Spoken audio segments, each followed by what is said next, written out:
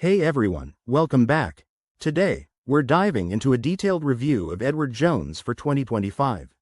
If you're thinking about partnering with a financial advisor or managing your investments, you might have heard of Edward Jones. It's one of the biggest names in brokerage and financial planning, but is it really worth it in today's fast-changing market? Let's break it down step by step. First off, what exactly is Edward Jones? It's a full-service brokerage firm that's been around since 1922. Offering everything from retirement planning to stock trading and wealth management. They pride themselves on personalized advice through local financial advisors, which can feel like a breath of fresh air in a world of automated apps. Now, let's talk pros. One big plus is their hands-on approach.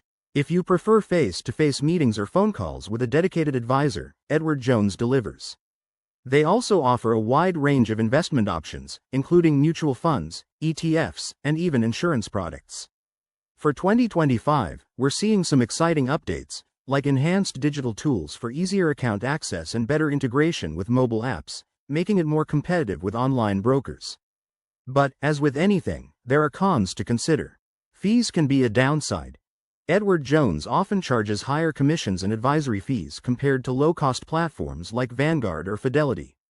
This might eat into your returns over time, especially if you're a hands-off investor.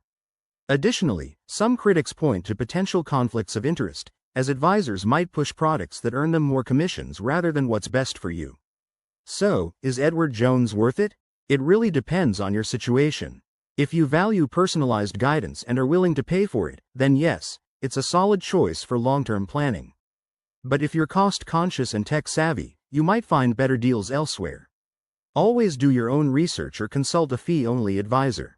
In conclusion, Edward Jones remains a reliable option for 2025, especially for those seeking a traditional advisory relationship. Thanks for watching. If you found this helpful, hit that like button, subscribe for more finance tips, and drop your thoughts in the comments. What's your go-to investment firm? Let's discuss.